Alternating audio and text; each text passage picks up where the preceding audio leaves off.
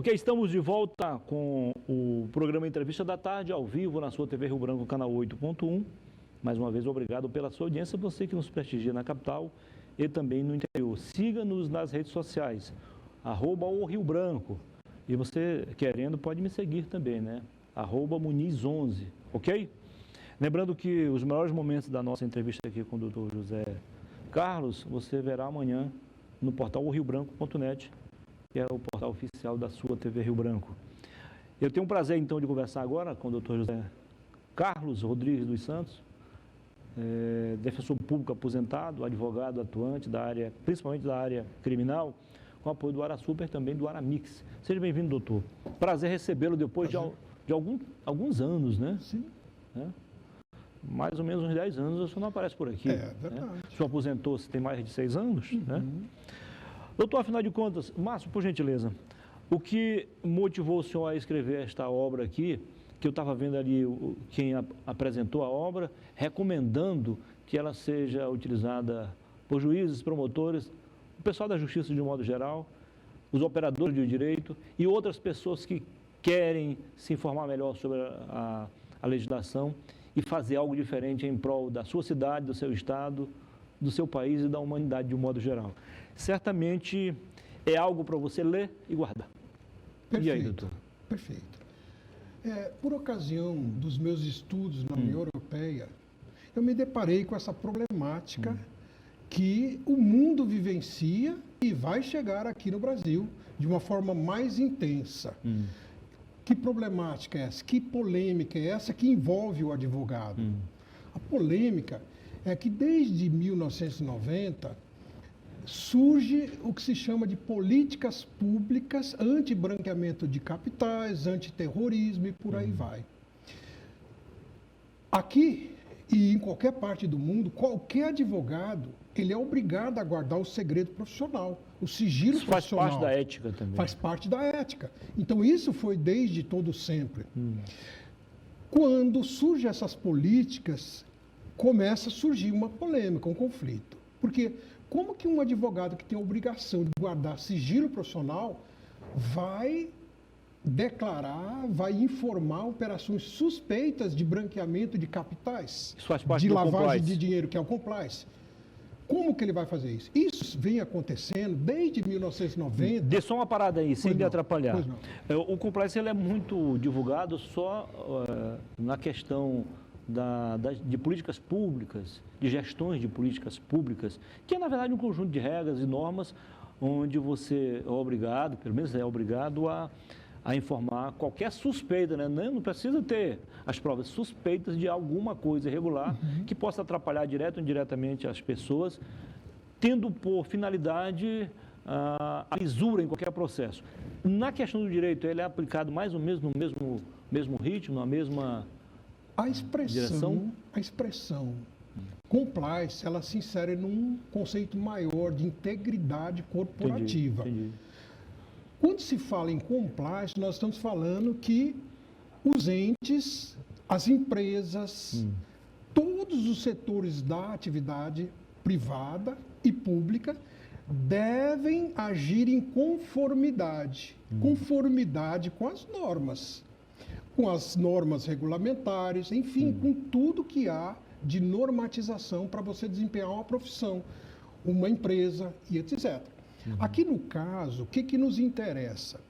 Quando o advogado se vê diante, já tinha por obrigação o sigilo profissional, mas ele agora passa a ser obrigado, por conta dessas políticas públicas de prevenção ao branqueamento de capitais, ao terrorismo, ele passa a ser obrigado, diante de uma suspeita de lavagem de dinheiro, comunicar aos órgãos de inteligência financeira. E aí não há um conflito? E aí há um conflito. Mas eu faço aqui nesse trabalho um delineamento a partir de decisão do Tribunal de Justiça da União Europeia, da Corte Europeia dos Direitos Humanos, que define o conceito de núcleo essencial da advocacia. Ou seja, é necessário que a OAB, é necessário que os profissionais do direito saibam qual é o papel próprio da advocacia. E todos nós sabemos. Existem alguns advogados, vou dar exemplos, pode estar movimentando contas bancárias, abrindo contas, fechando contas, abrindo empresa, fechando empresa. O senhor sabe que essas atividades são propensas a serem utilizadas para lavar dinheiro, criar o que se chama de laranjas. Para que não ocorra isso, essas políticas públicas vêm exatamente envolver também o advogado agora. No caso, se ele está desempenhando um papel próprio da advocacia, ele está protegido, faz parte do núcleo essencial da advocacia. Esse cidadão que começa a abrir e fechar contas, que diz que é advogado, esse aí está sujeito a comunicar operações suspeitas diretamente aos órgãos de inteligência financeira, como é o caso do COAF. Não aquele advogado que está atuando num processo, não aquele advogado que está fazendo uma consultoria jurídica com base na norma, com base na lei. Esses estão protegidos. Isso não muda nada. Não são obrigados a fazer. Não. E quando ele próprio tiver uma dúvida de que ele está sendo usado para lavar dinheiro, ele não está fazendo a defesa de uma pessoa que lavou dinheiro no processo. Não. Agora, se tiver defendendo um cidadão que lavou dinheiro e está sendo acusado, ele vai fazer a defesa e vai chamar. Tenho o dever, a prerrogativa da proteção do sigilo profissional. Ele não tem que revelar nada. Ele continua sendo um advogado. Agora, aqueles que ficam comprando e vendendo imóveis, abrindo e fechando conta, negociando com quadros, joias e etc, etc, esses casos aí, esse advogado, ele agora passa a ter que ter um cuidado maior. Essas atividades aí que o senhor acabou citando são normalmente as mais utilizadas para fazer a chamada lavagem de dinheiro? Perfeito. Ou, sim, e consta às do vezes, rol. Imóveis, consta fazendas. Do rol, né? No caso aqui, da lei lá na União Europeia, Diretiva 849 de 2015, e a lei Portugal, número 83 de 2015, consta o rol. Como também aqui no Brasil, de todas as atividades propensas a serem utilizadas para lavar dinheiro. Consta também aqui na nossa legislação. De forma que qualquer profissional que atue numa situação, né, destas que consta do rol, dessa normativa, tanto no internacional como no Brasil, ele vai ter que se acautelar. Europa, Portugal, já fez 2 avaliações de risco de prevenção à lavagem de dinheiro. O Brasil está fazendo a sua primeira avaliação de risco. Vamos aqui abrir um parênteses, só para a gente compreender melhor, depois a gente volta para o nosso curso normal. O que motivou o senhor a entrar na União Europeia via Portugal? A tradição dos cursos de direito, que lá são de excelência, o idioma, que é o mesmo, ou algum conhecido também da área que morava por lá ou mora? O fato é o seguinte, muitos dizem, você já viajou para os Estados Unidos? Nunca. Por quê? Porque na União Europeia é que você vai encontrar todo o berço do Brasil. Lá na União Europeia, você vai encontrar países que fazem parte de um ente maior, embora não seja ainda com autonomia a União Europeia enquanto... É porque ela não tem representatividade. Mas tem legislativo, sim. tem toda uma estrutura que se aproxima do que seria um Estado, mas ainda não é. Mas o fato é que lá você tem uma cultura enorme. Você imagina que lá você tem países tudo convivendo juntos, de línguas diferentes, culturas diferentes, de forma que a nossa história, veja bem, ela vem de lá. Ora, Roma está lá. Sim. É o berço de todo o conhecimento, de toda a civilização nossa, Grécia, é Roma. Então, de lá é que a gente vai retirar todos esses conhecimentos. Naturalmente que toda essa legislação anti-branqueamento de capitais vai surgir nos Estados Unidos e o grupo, os 7 maiores, né, o G7, é que criou esse ente maior, que a gente chama de GAF, Grupo de Ação Financeira Internacional. Esse grupo é que vai monitorar, que vai criar políticas públicas de prevenção a esse branqueamento de capitais e agora, depois dos atentados contra o terrorismo também, de forma que, a partir dos estudos que eu faço lá, que eu fiz, eu continuo, não parei, continuo estudando criminologia para continuar nessas políticas. Aliás, aqui, quando o senhor escreveu o livro, a União Europeia era composta por 27 países, hoje são mais de 30. Perdão. É 27. É, porque ainda não foram Saiu a oficializados. Inglaterra. Ainda não, sim. Não foram oficializados ainda leva um outros caminho, aí. leva um caminho. Certamente nos próximos meses vai aumentar. Vamos ter novidades. A tendência é aumentar. Tá. E qual a experiência que o senhor teve lá na União Europeia? Foi enorme, né? Só de eu participar do encontro de advogados portugueses, né? Tive contato com colegas da Espanha. Enfim, de uma forma geral, na União Europeia, estão as principais estruturas que vai te levar a entender como é que funciona essas políticas públicas. Hoje não tem como você fugir dessas políticas públicas. Os países que não se alinharem estarão fadados a ficar fora do jogo. Exemplo, Panama Papers. Todo mundo conhece isso aí. É o Panamá, que tinha um grande escritório de advocacia, que era uma rede internacional que lavava dinheiro. São escritórios de advocacia, veja bem. Ora, esse escritório de advocacia, ele prejudicou muito o Panamá. Só que com as avaliações de risco, se alinhando com todas essas políticas, hoje o Panamá está bem. O Panamá já saiu da lista, digamos assim, negra. Todos os países que não quiser fazer avaliação de risco, de ser envolvido no branqueamento de capitais, vai estar na lista lá. Todo advogado, todo profissional da União Europeia que consultar os dados. Eu estou fazendo negócio com o país X. Se tiver na lista negra, ele vai ter que comunicar aquela operação. Ora, existe lá o que se chama de cadastro de beneficiários efetivos. É uma forma de descobrir, tirar o véu dos laranjas. As pessoas que ficam se ocultando para lavar dinheiro. Ora, essas pessoas se escondem por detrás de outras. Entendi. Quando se cria um cadastro de beneficiários efetivos, as pessoas vão dizer: eu estou negociando, eu estou abrindo uma conta, eu estou fechando uma conta, eu estou movimentando essa para fulano. Então vai constar do cadastro. Isso aí, todo advogado, todo profissional da União Europeia tem que consultar esse cadastro. E assim vai. Os profissionais, todos eles, os bancos, nem se fale, todos eles têm que fazer o que se chama de compliance. Eles têm dever de tomar cuidado. Quem é o meu cliente? Qual é o negócio que eu estou fazendo? Ele tem que dizer e fazer, cumprir certos procedimentos, porque na hora que uma investigação de lavagem de dinheiro chegar naquela empresa, naquele ente, se ele disser, como se falava antigamente, eu não sei, eu não sabia, isso não vai existir mais, porque ele próprio já fez a sua avaliação de risco. Todos os bancos, todos os empreendimentos, todos estarão, inclusive os países, como é o caso do Brasil agora, está fazendo a sua avaliação de risco. Por quê? Para não ficar na lista negra. Olha o que o autor do prefácio, o doutor Fernando Henrique, que não é o Cardoso, mas sim o Chikovski, diz lá no finalzinho.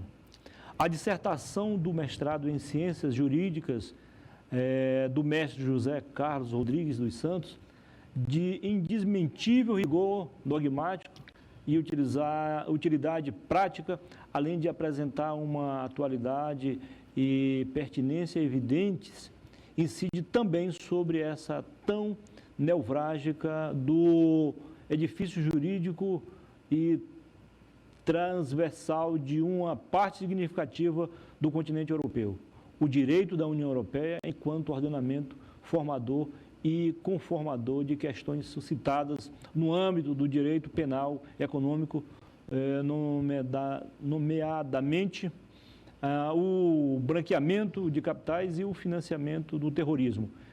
E é quando do exercício de uma das mais nobres da profissão, a advocacia. Está de parabéns o seu autor.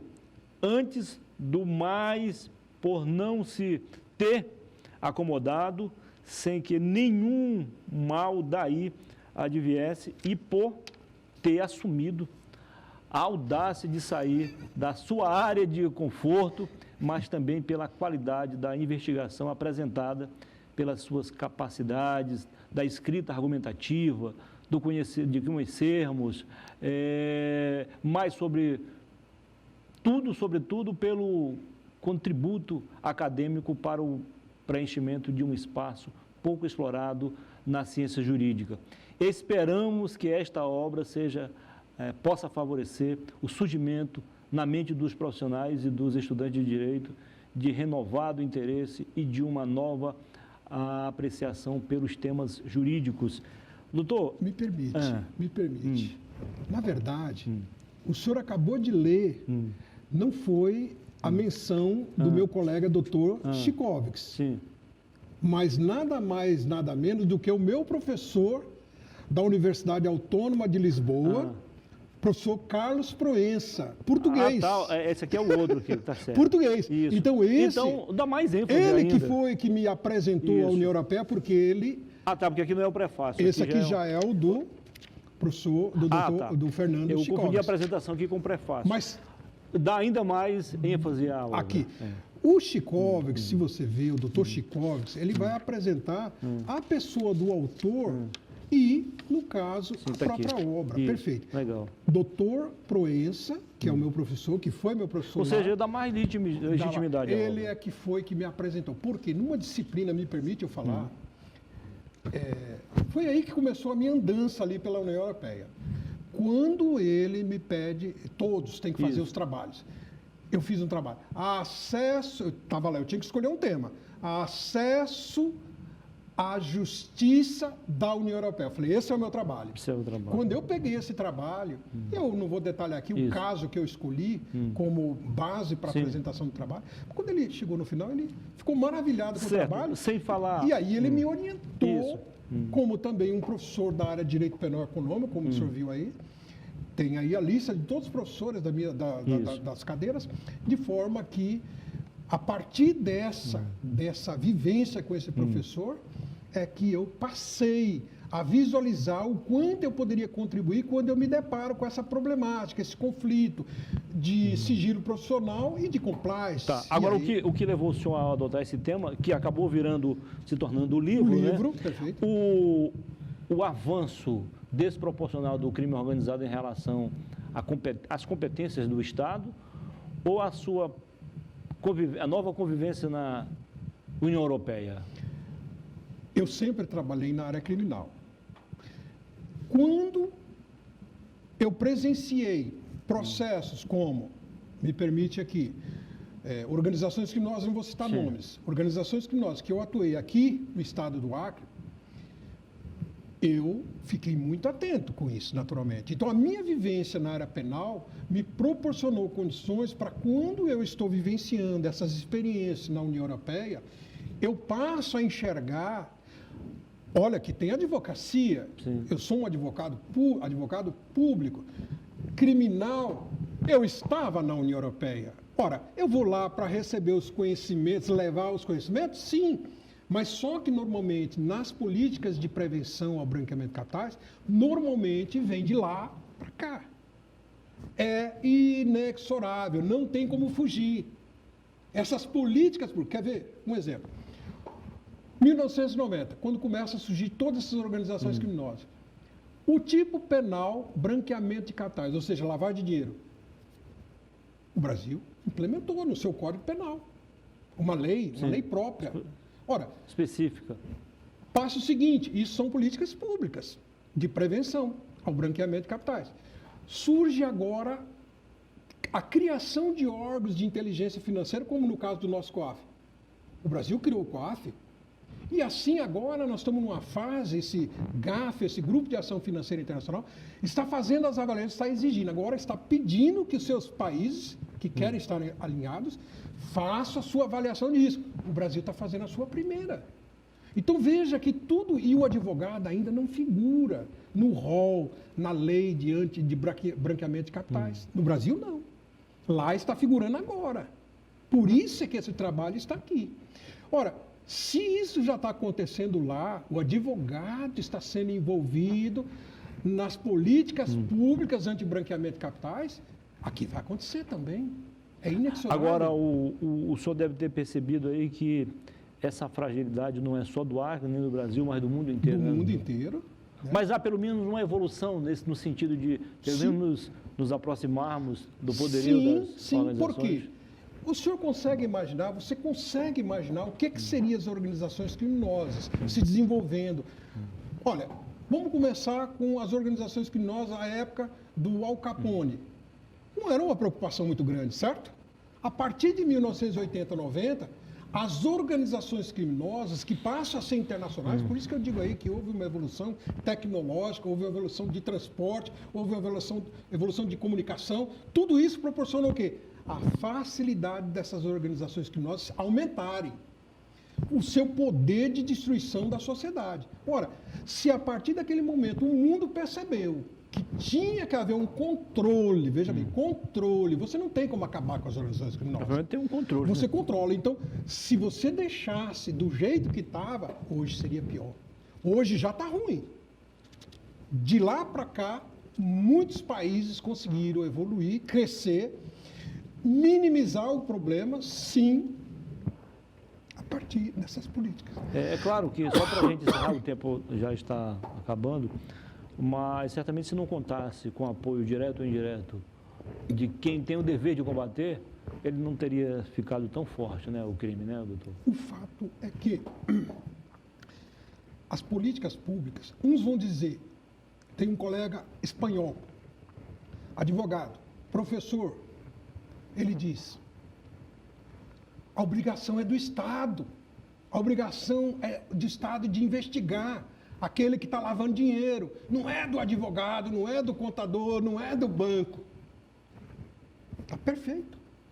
Perfeito. Mas não custa nada colaborar. Mas o Estado, ele está dizendo, vocês, entes, vocês profissionais, vocês empresas, estão se deixando envolver, se envolver. Sim. As organizações criminosas, você sabe que tem braços. Muitos. Ela tanto penetra no Estado, para corromper, sim, como ela penetra nas empresas, como ela penetra também na atividade do profissional. Claro. Ora, quando esses braços envolvem você fazendo o seu compliance, tendo o devido cuidado de saber com quem que você está negociando, com quem você está falando, menos probabilidade de você se envolver num processo criminal certamente relacionado à lavagem de dinheiro você vai ter. Doutor, infelizmente nosso tempo acabou. Quero parabenizá-lo pela obra, agradecê-lo pela entrevista, dizer que foi um prazer recebê-lo aqui. E gostaria de convidar, ele está à disposição já Já está à disposição na Amazon, na Google Store, todas as livrarias digitais,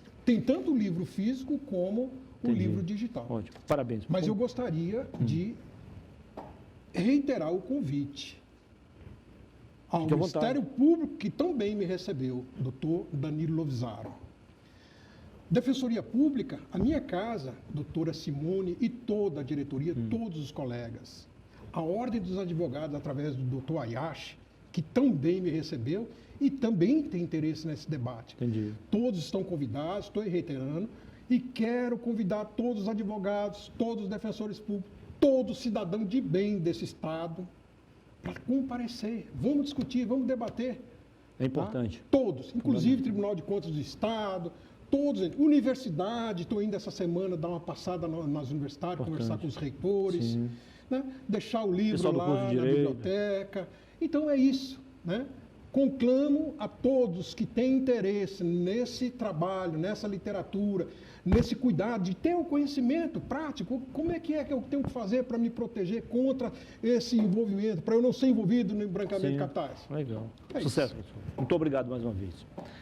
Depois do intervalo, eu volto para conversar com Dimas Sanders. Ele é pré-candidato ao Senado pelo Agir 36.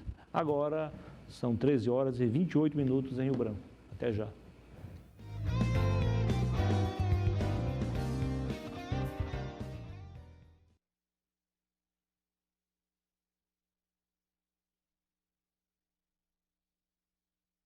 Fazer matéria.